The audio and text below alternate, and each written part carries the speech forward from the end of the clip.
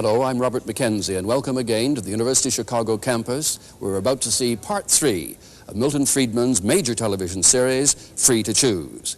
What has emerged so far is that Dr. Friedman believes passionately that when people pursue their own economic self-interest, then in the long run, everyone is better off.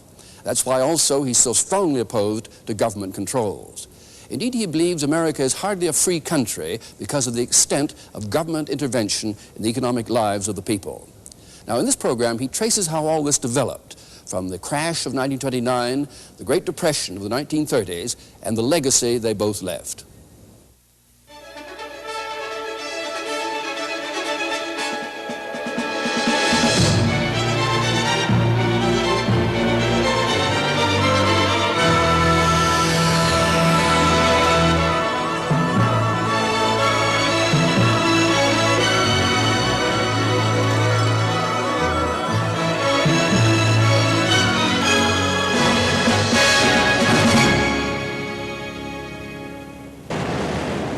Delancey Street in New York's Lower East Side, hardly one of the city's best-known sights. Yet what happened in this street nearly 50 years ago continues to affect all of us today.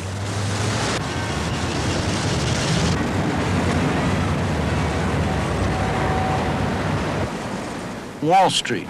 Most of us know what happened here 50 years ago.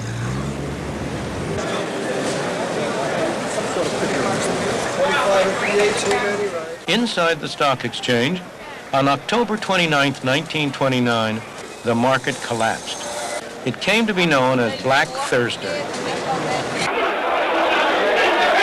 The Wall Street crash was followed by the worst depression in American history. That depression has been blamed on the failure of capitalism. It was no such thing, but the myth lives on. What really happened was very different. Although things looked healthy on the surface, business had begun to turn down in mid-1929.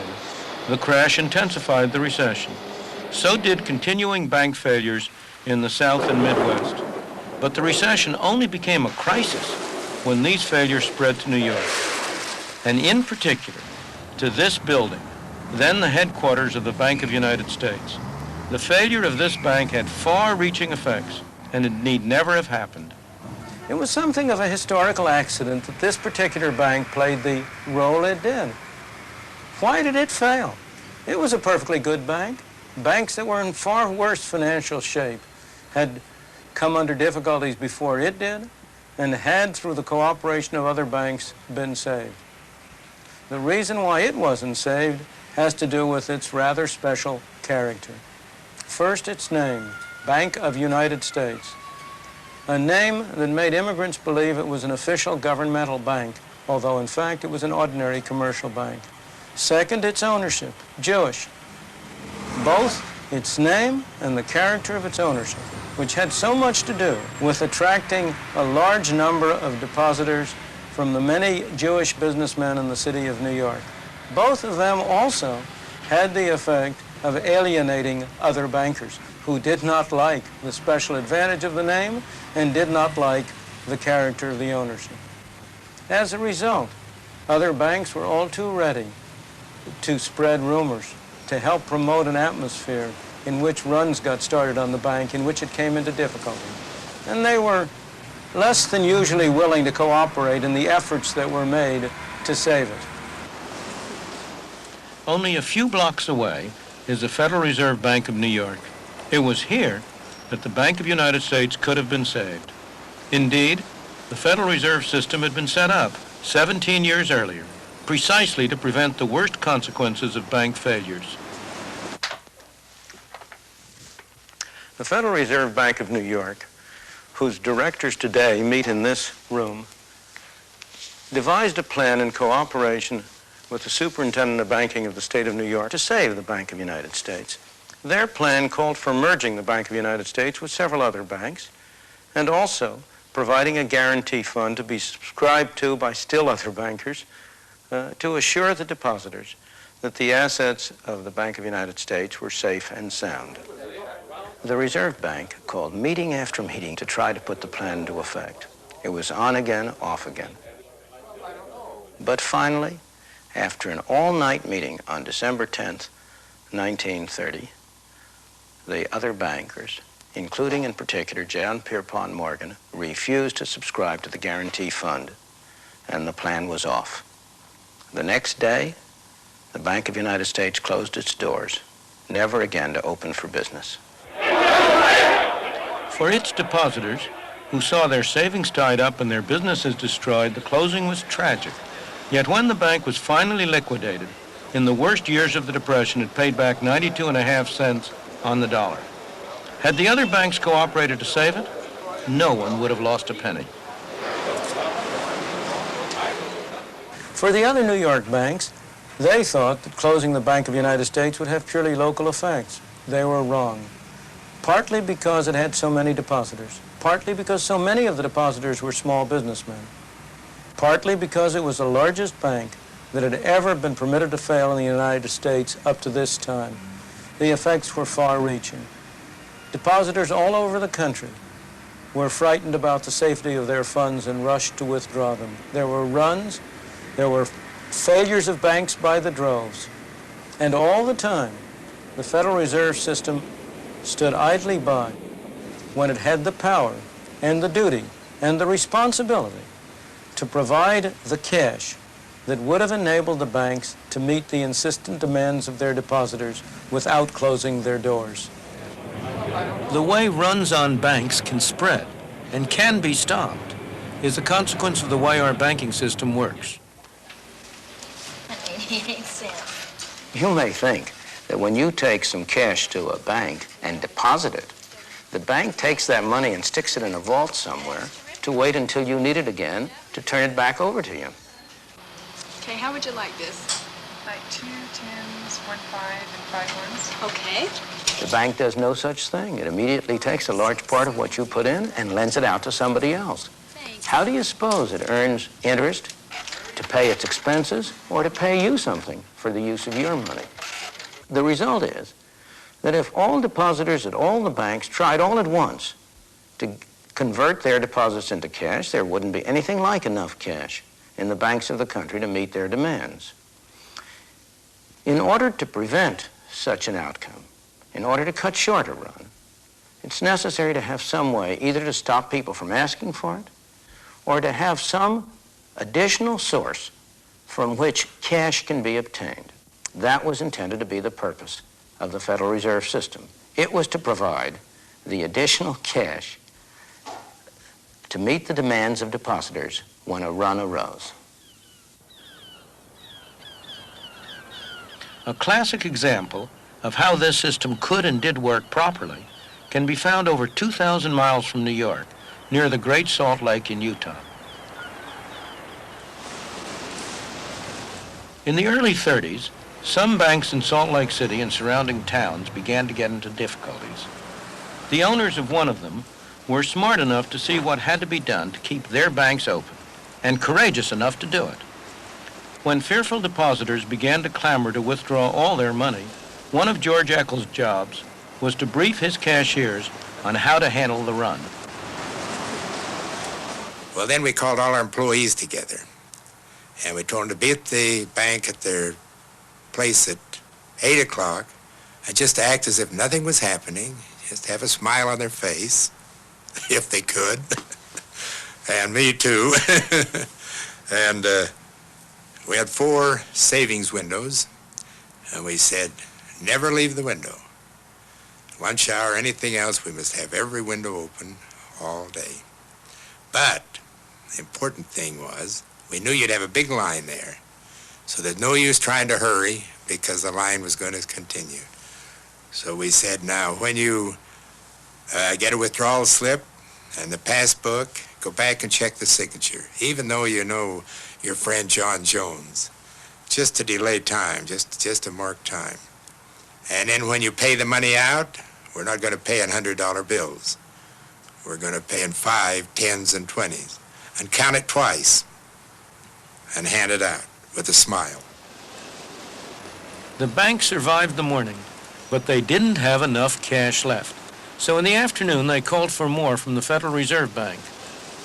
So the Federal Reserve sent up the armored car 2 big sacks full of currency was brought in by the guard, crowded through the crowd. And the assistant manager, Morgan Kraft, came in also.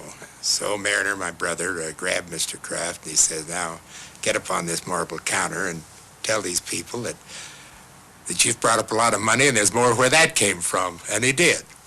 And then Mariner got up and said, now you've heard that story, we're not going to close. We're going to stay open as long as any of you people want your money. So don't worry about it at all. Well, of course, you had one other bank in the city, and we called him and told him that he couldn't close either. He said, well, I can't. I haven't any money to stay open. So we made him a temporary loan. Because we had another bank close while this run was going on, the psychology of the public would be such we'd never break the run in our bank. Everybody would come until they got all of their money out. The bank survived the first day's run. It was time to change psychology. The second day was to be very different.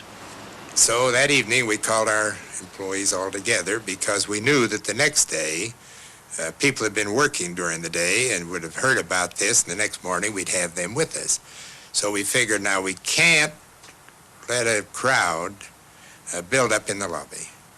So we told our tellers, I says, now you pay out this money just as fast as you can. So when anybody comes in the front door, they don't see a line. You pay out $100 bills.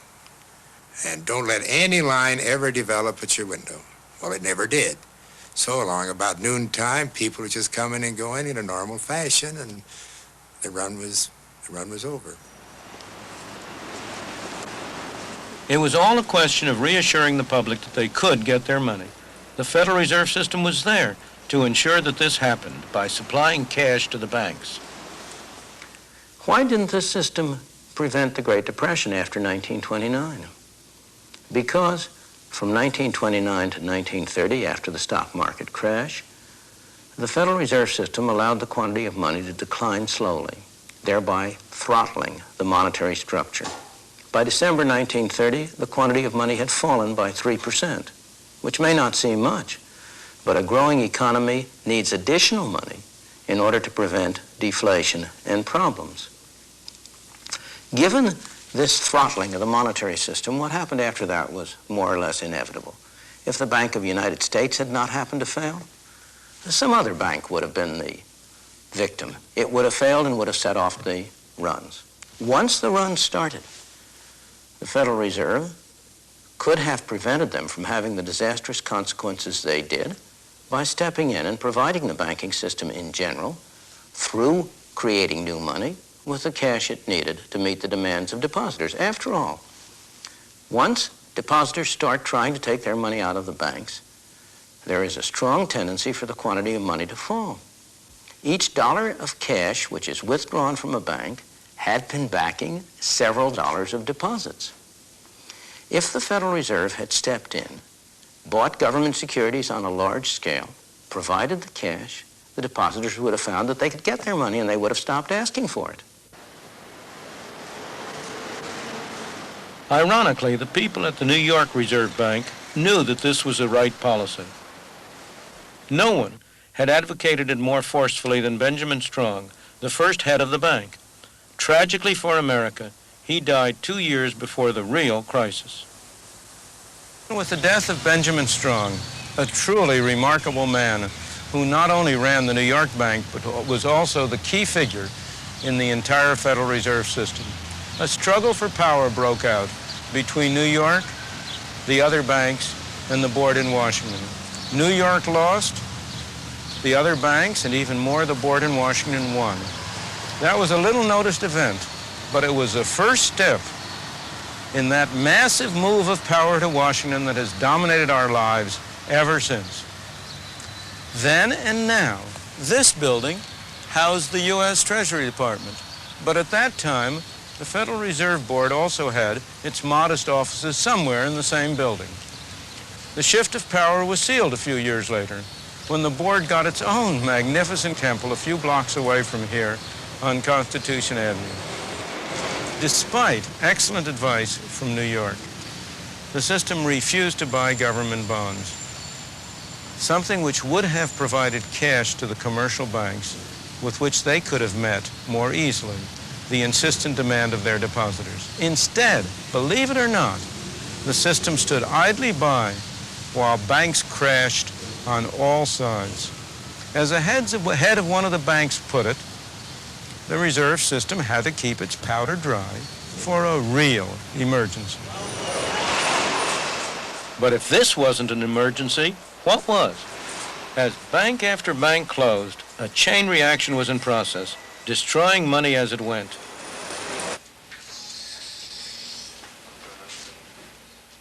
It's a process that even today, few bankers understand. If you ask an individual banker whether he creates money, he'll look at you as if you're mad. Of course not. He'll say, I don't create money. All I do is I accept deposits from my customers. I put a little of that deposit in the vault as a reserve, and I lend the rest out. I don't create money. From the point of view of the economist, the situation is very different. As I've explained earlier, most of the deposits on the books of banks were put there by an accountant's pen. But that simple fact is concealed from the individual banker because it doesn't happen here inside the bank. It happens as a result of the transactions between banks. As the men who ran the Federal Reserve knew very well, it happens when money loaned by one bank is deposited in another bank to be loaned out yet again. In the Depression, the process was working in reverse. The banks were destroying money. Nonetheless, the Federal Reserve let it happen. The end result was that by the time the whole sorry episode was over, by 1933, the quantity of money in the United States had gone down by a third. The slow throttling had turned into strangulation. For every $3 of currency and deposits that people had had in 1929, only $2 were left. For every 3 banks that were open in 1929, in 1933, only 2 were left. The terrible depression that followed was a direct result of bungling by the Federal Reserve System.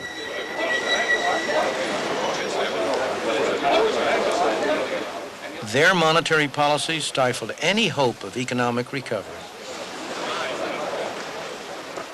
Worse still, America's depression was to become worldwide because of what lies behind these doors.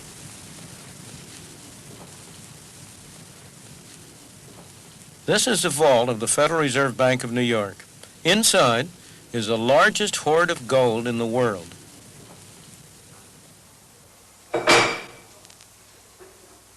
Because the world was on a gold standard in 1929, these vaults where the U.S. gold was stored provide an excellent test of where the Depression originated.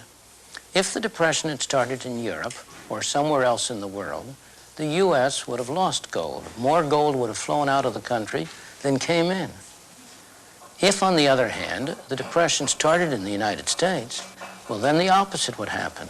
More gold would come in from abroad as the effects of our depression spread there than went out abroad. In reality, that is exactly what happened. When the international money system was based on gold, the rules of the game were these. The gold in the United States was supposed to control the amount of money issued by the Federal Reserve. In turn, the amount the Federal Reserve issued controlled the amount of money issued by the commercial banks, which in turn controlled the amount of money that individuals, businesses, and industry could get from the banks. The result, a monetary structure, all supposedly tied to the amount of gold in the vaults in the United States. But in 1930, the Federal Reserve didn't play by the rules. It stood by as banks started to collapse, and with each one that went, the money supply fell. Businesses and industry inevitably began to fail. Americans, now poorer, bought less from abroad. Britain was one of the countries affected. Like the United States, Britain had its own monetary structure tied to gold. The trouble was that Britain could now sell less abroad. It cut down the amount it bought from abroad, but not by enough. Under the rules of the gold standard, it had to pay the difference in gold.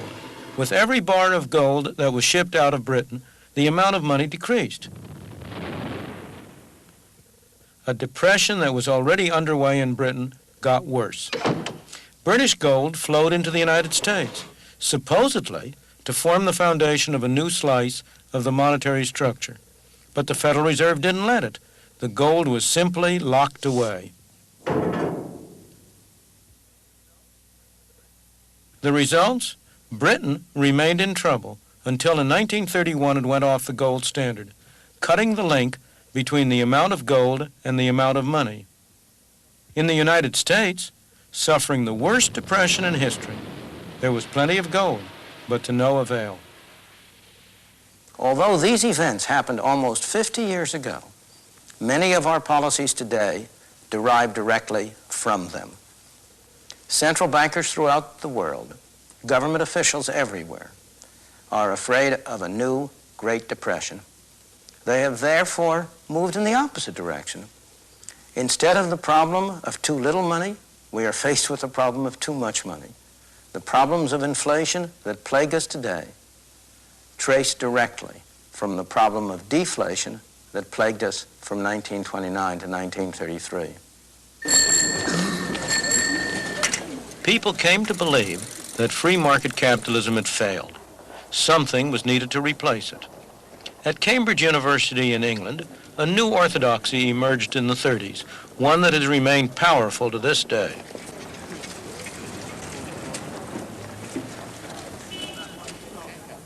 It owes its influence to the brilliance of one man. John Maynard Keynes was unquestionably one of the greatest economists of all time. Like other economists of his generation, he found the Great Depression both a paradox and a challenge. It was a paradox because it seemed to contradict some of the fundamental principles that economists had come to take for granted. Keynes rose to the challenge by constructing a complex and sophisticated hypothesis which not only explained what had been going on, but also offered a way out, a way to end the Great Depression and to avoid similar episodes in the future. The core of his theory was that what happened to the quantity of money didn't matter. What really mattered was a particular category of spending, in economists' jargon, autonomous spending. What kind of spending is that? It might be investment by business enterprises in building factories and adding to the number of machines and adding to inventories. It might be spending by individuals to build houses. Or, most important of all, it might be deficit spending by government. If private spending on investment, on house building, was not enough to maintain full employment, then government could always step in and spend enough to make up the difference. The theory of pump priming was born. The theory was a godsend to politicians who had been grasping at any expedient. After all, throughout the ages, politicians have been only too willing to spend money, provided they didn't have to tax their citizens to pay for it. And here along came a scientific theory offered under the most responsible of auspices that justified what they had been wanting to do all along. Is it any wonder that government spending has exploded ever since, or that deficit spending, even without the excuse of war, and on a large scale, has become the order of the day? In America, the new Roosevelt administration adopted the Keynesian approach. It authorized massive spending on government projects. It involved government increasingly in the running of the economy. It developed programs designed to provide security for every individual. In England, too, the idea that only government could bolster the economy was firmly established, as this film of the time makes clear. With the assistance of the national government, work was restarted on the Great Cunarder 534, and we all hope that this is a prelude to a period of increasing prosperity in the industry. Exports of cotton goods to India have increased, and as a result of the quota system in the colonies, which the national government introduced in order to diminish the dangers of Japanese competition, exports of cotton goods to those colonies have been more than doubled. One of the most important contributions which the national government has made towards the improvement of social conditions has been a housing campaign without parallel in our history. Though some of these measures may have been useful, and indeed needed during the Depression years, the lengths to which they have since been carried would have horrified Keynes. Keynes died in 1946. I have always regarded it as a tragedy that he did not live another decade. He was the one man who had the standing, the personality, the force of character to persuade his disciples not to carry too far some ideas which were good for the 1930s, but which did not apply in the post-war situation. That he might have done so is suggested by an article he wrote just before his death, the last article he ever wrote, published after his death. In that article, he expressed strong reservations about the lengths to which some of his disciples had been carrying his ideas. If he had been able, if he had lived another decade, the post-war inflationary explosion might have been avoided. The massive growth of central government that started after the Depression has continued ever since. If anything, it has even speeded up in recent years. Each year, there are more buildings in Washington, occupied by more bureaucrats, administering more laws. The Great Depression persuaded the public that private enterprise was a fundamentally unstable system, that the Depression represented a failure of free market capitalism, that the government had to step in to perform the essential function of stabilizing the economy, of providing security for its citizens. The widespread acceptance of these views sparked the enormous growth in the power of government that has occurred in the decades since, and that is still going on. We now know, as many economists knew then, that the truth about the Depression was very different. The Depression was produced, or at the very least, made far worse by perverse monetary policies followed by the U.S. authorities. Far from being a failure of free market capitalism, the Depression was a failure of government. Unfortunately, that failure did not end with the Great Depression. Ever since, government has been attempting to fine-tune the economy. In practice, just as during the Depression, far from promoting stability, the government has itself been the major single source of instability.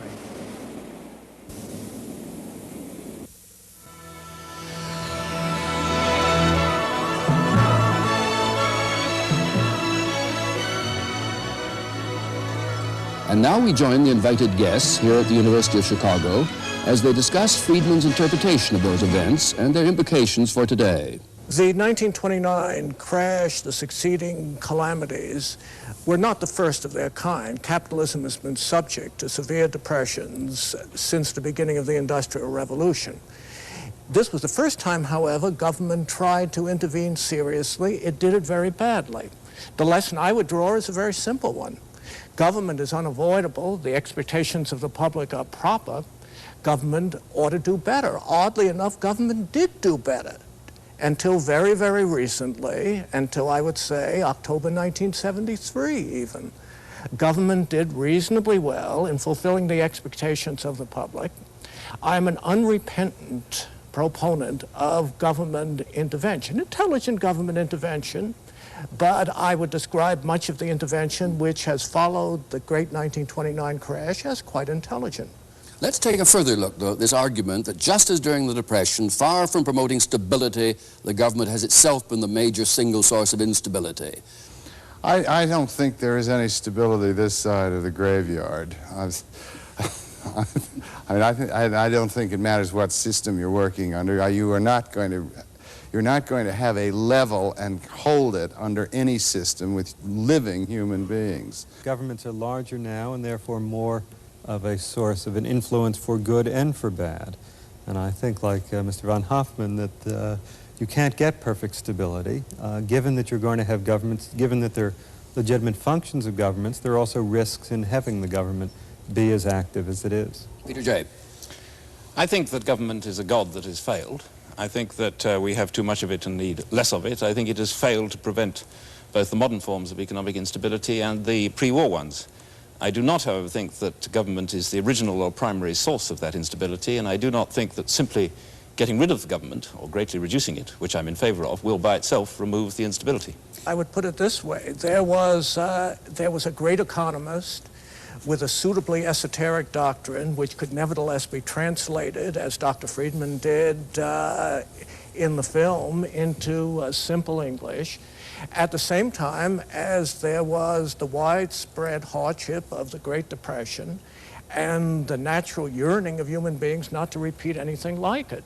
So you have a coincidence of an appropriate theory with an appropriate public sentiment, and I suppose the symbol in the United States was the passage in 1946 of the Employment Act of that year, which it was a weak measure, but it was nevertheless a public declaration of an obligation of government to do something about employment and economic prosperity, and a good thing too. Now that's really the crux of the matter. Do you agree it was a good thing too, that obligation was accepted by government at that stage? I think it's very important here to distinguish two completely different issues. There is a rather narrow issue as to whether Keynes was right or wrong in believing that you could stabilize the economy with regard to really one essential variable, unemployment, by a certain technique which he talked about.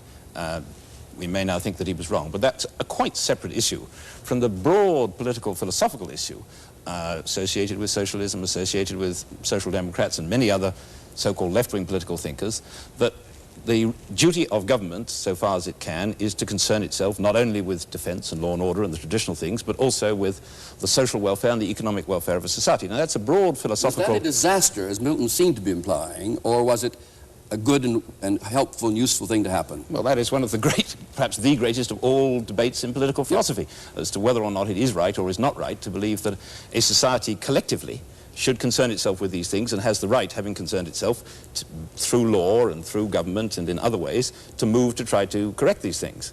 But it seems to me, though, that Americans have believed that for the last century. I mean, William McKinley ran on the slogan of a full dinner pail, so that the notion that this is a government responsibility for prosperity dates from the 1930s, I think, is erroneous.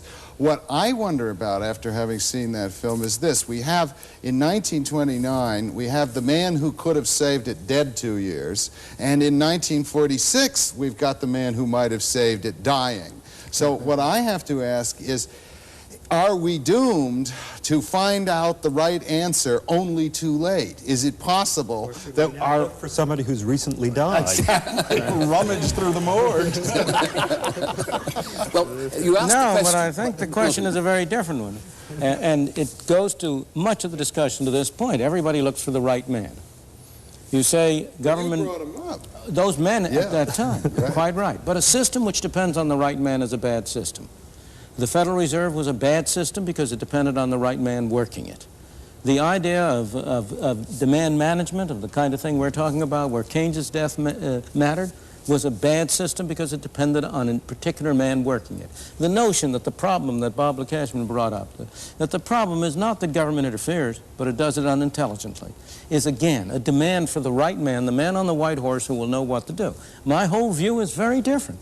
It's the system that's wrong, and that we've got to have a system, that the right way to accomplish these objectives is to have a system which doesn't depend on whether you happen to have the right man pushing the buttons at the right time, but which relies on establishing a framework within which an invisible hand, within which the activities of people all over are able jointly to produce the kind of result. It won't produce perfect stability, but it'll produce a far higher degree of stability, a far greater level of freedom, and a far greater level of prosperity than the kind of thing we've had with these governmental interventions. But somebody still has to design the system. You can't take the people out of it entirely unless you're in the grave, as of course, says. but that doesn't... But the question is, I mean, it's said that generals always fight the last war. How do we know that the system won't fight the last war? We probably won't have another depression exactly like 1929 to 33. But that doesn't say we won't have another depression or another stagflation or another crisis of some other But is the sort. process reversible? Because you argued that the public, having been appalled by the Great Depression, in effect demanded of governments that they accept responsibility for the well-being of the economy, for management of the society, and so on. Now, that expectation having been raised, can it be reversed? Let me answer a question you didn't ask. I'd say that it seems to me that what we're getting here is the question of sort of social astrophysics. And that is, do we have an unseen hand, or are we on the war star where we are trying to design a computer that is going to take care of the navigation of this thing? In other words, it seems to me that that's our central question. Is there a mechanism that you can put right in the center of the spaceship that will operate regardless of who is the captain on the quarterdeck at any one moment in time? I don't think that's an economic question. I think that's a question that goes to religion. Ah, well, that's not on our agenda, actually. Why not? I boldly repeat the question, though. The expectation having been raised in the public mind, can you reverse this process where government is expected to produce the happy result? Oh, no way. And it would be very foolish of the public, which is on the whole more sensible than academics, to come to this conclusion. They look around them. What do they see? They see a whole collection of visible hands attached to Exxon, other large corporations. These are not small, independent competitors jostling with each other for the patronage of the public. These are large organizations with substantial influence on their markets. Government's interference, clumsy as it often is an almost unavoidable response to the very visible manipulations of large organizations. If there's, again, you're an academic. We're talking about fact and history. Now, the history is that the growth of government has not been as a result of the things you're pointing out. It isn't the large corporations, it isn't the large unions, it isn't the technological development that has produced the major growth of government. The major growth of government in our time has come in the redistributive area. It's come in the area of designing programs which take from some people and give to others. We're not going to go into those here because we discuss those in our next two programs, which deal with exactly the question of whether the government intervention that was stimulated by the Great Depression has been a success or a failure. But to your point, the grounds that you give for greater government intervention have almost nothing whatsoever to do with the actual factual growth of government. Now, at the end of the war, immediately after World War II, it was thought that government was going to get involved, especially in Britain, in France, in central economic planning on a large scale. Because of the war experience, too, when government was very much involved. And in Germany and Japan as well. Germany and Japan as well. And it's a war. Created a myth just as the Great Depression created. Or rather, reinforced the myth of government responsibility. Yes, but it created a different myth. This is a subject we don't discuss much in the film. We've discussed it in a book that we're bringing out with the same title to go along with the book. But the great myth that was created by the war was a myth that government was efficient. And it was, for wartime purposes, at least in Britain and the United States. It wasn't so efficient in Germany and the losing countries. But why was that a myth?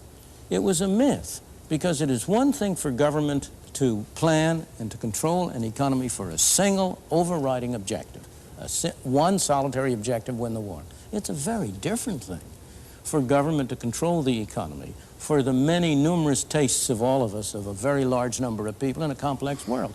And you asked the question of whether people's opinions can be changed. Yes. I can't change their opinions, you can't change their opinions, but experience is changing their opinions. Is there anybody anywhere now who believes that government is an efficient way to run an industrial enterprise? I think your question, can you get the genie back into the bottle, is a very important one. It is undoubtedly true that in democratic countries there will be a public urge expressed through the political process for something to be done about anything that seems to be wrong. The one thing that inhibits that is the belief that it can't be done. There is no politically expressed desire for the government to do something about the weather because it is widely believed that the government does not control the weather. It was widely believed under the gold standard and pre-Keynes that there was nothing the government could do about the kind of economic trade cycle and depressions that we had before that time. Since then, it is very widely believed, Milton may believe, I may believe wrongly, but nonetheless it's very widely believed that that is now a manageable thing, and therefore the demand is expressed that unemployment should not rise too high, inflation should not rise too high, and so forth. That we should have a war on want or a war on poverty. Now, if you believe, as Milton does, and on this issue I agree with him, that in fact government cannot handle this issue, and you want to get that genie back into the bottle, you can't simply do it by authorities or pundits or academics or others saying, here is a new rule, the government will do nothing. It will not intervene, it will not perform, there will just be a simple monetary rule. You've got politically to persuade people that this is part of a system which they can understand, which will in fact deliver for them the minimal economic objectives that they have, which are basically high employment and stability of prices and one or two other things. Now, in order to do that, you've got to describe a political economic system which will in fact deliver that result. And they will not believe, and in my opinion they will rightly not believe, that simply going back to where we were or where we imagined that we were in 1930 or 1870 by withdrawing the government from the game and doing nothing else will produce that result, and they're right not to believe it. The kind of pristine view that you appear to be putting up of no government isn't really a consistent view. Because I'm not putting up a view of no government. I'm putting up a view of a limited government, limited to specific functions. How you impose the limit. Note that today the budget of HEW is 1.5 times the whole defense budget. That is not where the major growth of government has come. Whether we spend too little or too much on the military is a very arguable issue which I'm not competent to discuss. Yeah, okay. But it is not the cutting edge of the dispute that we're engaged in.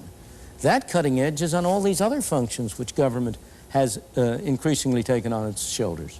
How do you get from here to there? By persuading people to do it and by doing it gradually. You do not get it overnight. CAB was a very, very persuasive element on getting rid of one branch of regulation. The failure of government to produce the full employment and the stable prices that was promised is another. You know, whom are we kidding? Is there anybody around anymore who really believes that government knows how to prevent, by its present methods, inflation or unemployment? We've had increasing inflation. We've had increasing unemployment, not only in the United States. We know this government doesn't. It seems to me that we're talking about at least 4 kinds of government intervention of differing popularity among the public. One is redistributive via the Social Security system and so on, and lots of that is popular. Welfare is unpopular, but Social Security is quite popular. Medicare has a mixed reputation, Medicaid a bad reputation. The redistributive system is a mixed bag from the public standpoint. Another kind of intervention deals with unemployment, a third kind deals with prices, and a fourth kind deals with regulation. Now, again, there is a cry about regulation, which itself breaks down, it seems to me, into 2 parts, partly a safety kind of thing, partly an economic kind of thing. I doubt that the public is prepared, for example, to eliminate the Food and Drug Administration. Take the way of trying to smooth out the business cycle. All right, now wait on that. I think that the record of doing this in its clumsy way, Republicans, Democrats, assorted administrations in England and elsewhere, between 1945 and 1973 was quite good. Average unemployment during this considerable span of years was lower than it had been probably in any previous spell of modern economic history. Inflation was not a persistent problem in this. Now, I would say, putting the claim at a very modest one, that Keynesian intervention, if we use that as a label, worked pretty well for a whole generation. Now, anything that works well for a whole generation isn't entirely bad. From that fact, and the undeniable fact that things are working poorly now, are we to conclude that the Keynesian sort of mixed regulation was wrong, or alternatively that we need still more regulation? That's my conclusion, I might say. You want the right people manipulating the levers, but go back. Memory smooths things out. If you really look at that 25-year period you're talking about, it was not a period of stability. It was a period that was punctuated by the very sharp inflation of the Korean War. It was a period that was punctuated by 3 recessions in the course of about 8 years in the 50s and early 60s. It was a period in which you had inflation really starting to go from creeping to running in the latter 60s. It was a period which laid the groundwork for the kind of situation in which we are now, where you have both higher unemployment and higher inflation. It was the...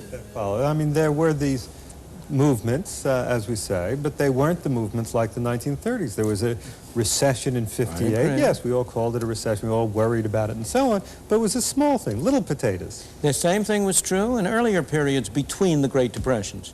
If you take the area between the Great Depression in the United States of the 1870s and the 1890s, again, you had a period like that. If you take it between the Great Depression of the 1890s and World War I, with one minor exception, it was similar to that. So that what you have, and this is a historical fact, is that except for the Great Depressions, all of which are linked to monetary collapses and to governmental involvement, in the interim period, the society has been reasonably stable. Have we reached a stage, incidentally, where we need not again see anything like the Great Depression? You say recessions, yes, but it bears no relationship to what we knew in the 30s. Have we solved that problem now? People are deeply... No, I don't think we have, because I think the seeds of it remain there. I don't agree with Professor Lukachman that everything was, I don't want to misparaphrase him, but did pretty well until 1973 and it suddenly all went wrong. It seems to me that the seeds of the subsequent instability, stagflation, were there before, that each time round the economic cycle, inflation went a little faster. Each time round the economic cycle, unemployment tended to be a bit higher. But this brings me to what is my disagreement with Professor Friedman.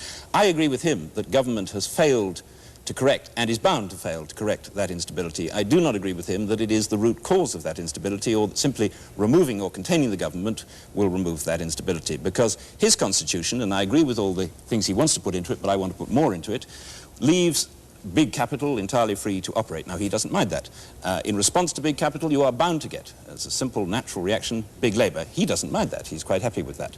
But my contention is that once you have big labor, you have a way of setting rewards in society, not only by trade unions, but through all sorts of other processes whereby groups get together in order to exploit the political process and legal rights and to protect themselves from competition, in which inevitably people set rewards above what economists call the market clearing price for labor, i.e. they set levels of reward which make it impossible that everybody should be employed. You therefore have a built-in tendency to high unemployment. If governments react to that on the Keynesian pattern by trying to inject spending which will enable these people to be employed, then I agree with Professor Friedman that all you get is faster and faster inflation, and that, if you like, is caused by the government. But the government is a proximate cause of an original instability that is already there, and there's nothing in Professor Friedman's constitution which would correct that inherent, if you like, contradiction or flaw in classical Western political economy. Do you deny, Peter, I want to ask just one question of Peter.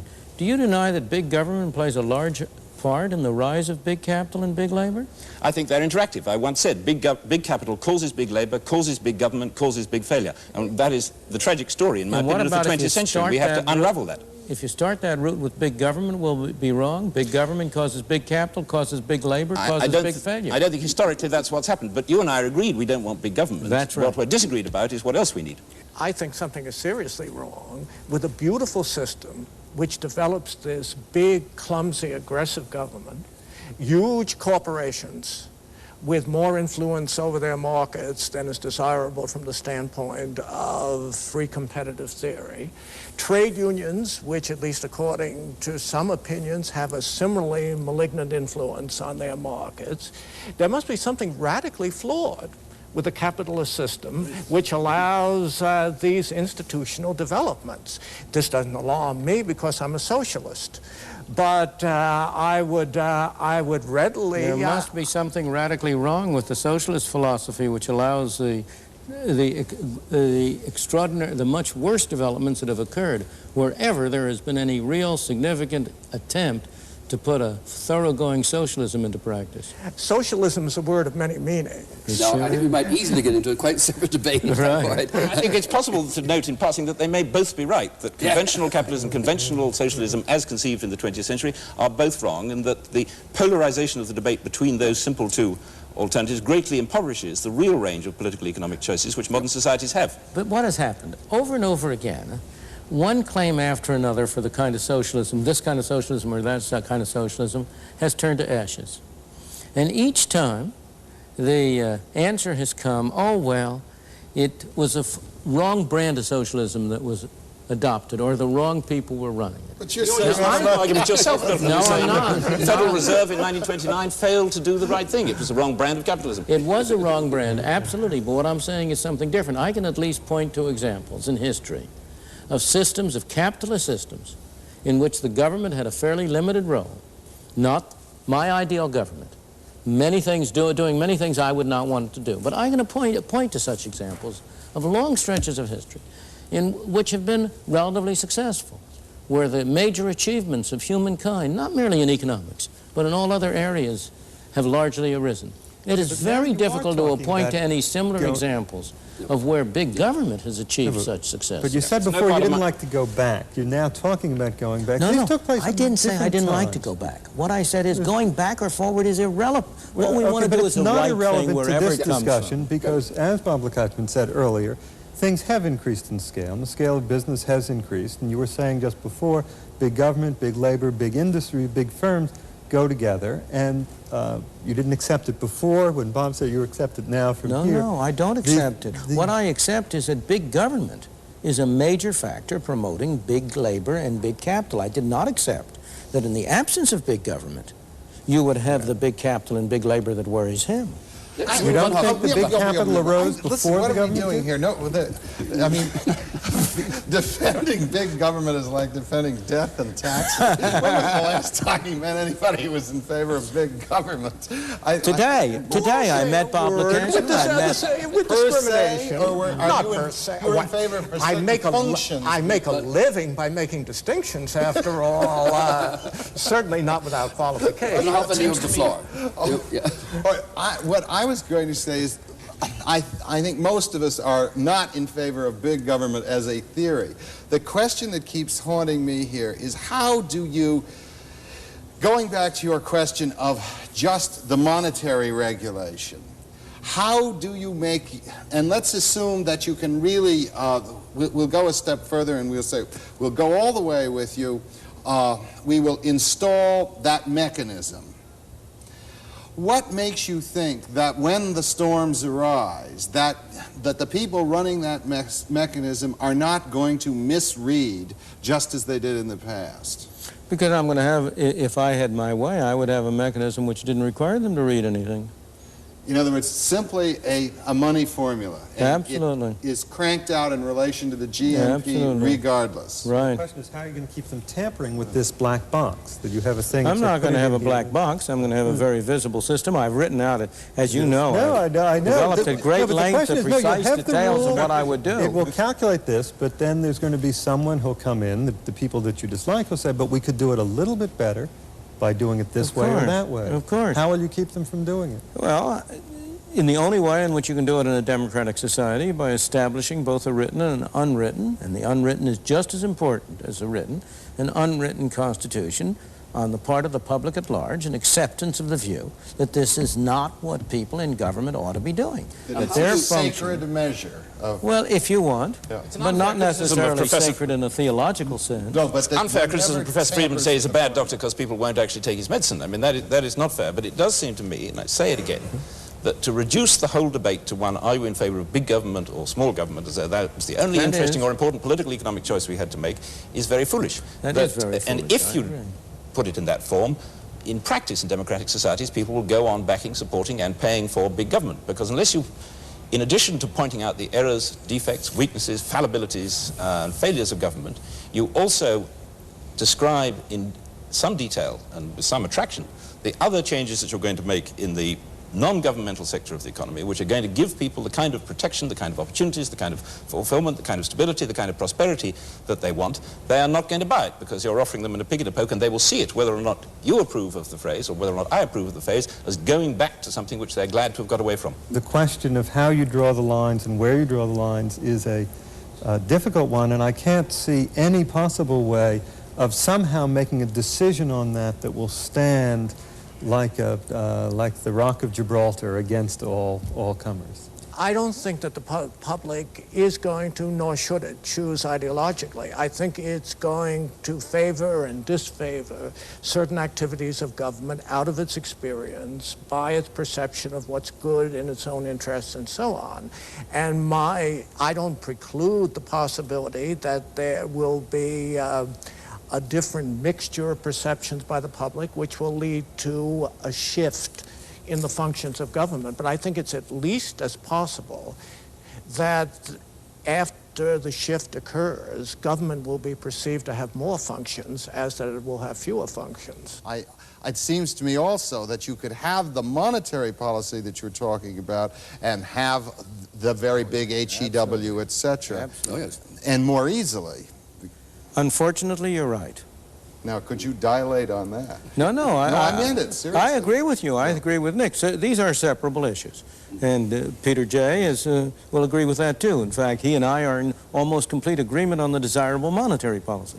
Where we differ is on these other policies. And there is certainly no doubt that you could have an essentially automatic stabilizing monetary policy of the kind which I've suggested, of a fixed rate of monetary growth, no discretionary intervention for cyclical purposes, and at the same time have a very big government on HEW, have all sorts of regulation, have tariffs and all other things. With respect to Peter Jay's more general statement, it's impossible not to agree with his statement because it concentrates on objectives and not on means. And the real issue has to do with means. What are the most appropriate and effective means which will give people the greatest assurance? You can't give them certainty, but the greatest assurance that they will have a reasonably stable society with opportunity for themselves. There we must end the discussion for this week, and we hope you'll join us again in the children, next edition of Free to Choose. Of course.